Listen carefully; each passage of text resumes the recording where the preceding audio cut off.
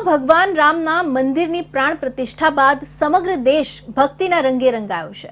ત્યારે અંકલેશ્વરની સોસાયટીના રહીશે એક અનોખા મંદિરની સ્થાપના કરી છે, જેમાં ભગવાન શ્રી રામની સાથે વડાપ્રધાન નરેન્દ્ર મોદી અને ઉત્તર પ્રદેશના મુખ્યમંત્રી યોગી આદિત્યનાથની પ્રતિમાઓની પણ સ્થાપના કરી છે। અયોધ્યા ખાતે રામ મંદિરની સ્થાપના સાથે ભરૂચમાં પણ એક અનોખું રામ મંદિર બન્યું છે।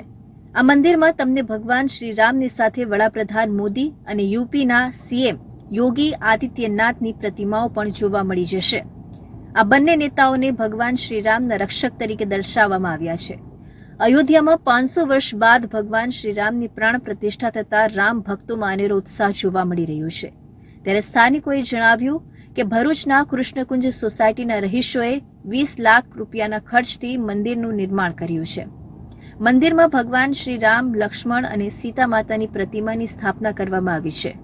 દરરોજ સવાર અને સાંજ ભગવાન શ્રી રામની આરતી તથા જ દર શનિવારે સુંદર કાંડના પાઠ પણ કરવામાં આવે છે। परम पर जहाँ पर सनातन का काम होता है, धर्म से काम होता है, वहाँ पर हमारी हाजिरी पहले है।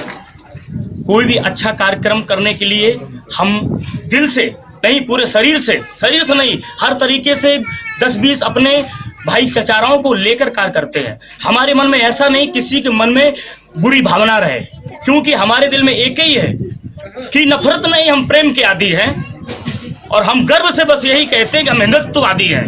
500 વર્ષ બાદ પ્રભુ શ્રી રામ અયોધ્યામાં મહેલમાં બિરાજમાન થયા છે, ત્યારે અમારી ઈચ્છા હતી કે અમે અયોધ્યા તો નહીં પહોંચી શકીએ, પરંતુ હું જાતે મારા ધાબા પર પ્રભુ શ્રી રામનું મંદિર બનાવીશ। તેઓ નિર્ધાર કરી મંદિર બનાવી પ્રાણ પ્રતિષ્ઠા કરી છે। પીએમ મોદી અને યોગીની પ્રતિમા એટલે બનાવી છે કેમ કે તેમના કારણે જ આજે પ્રભુ શ્રી રામ મહેલમાં આવ્યા છે, તેથી રક્ષક તરીકે તેમની પ્રતિમા બનાવી છે।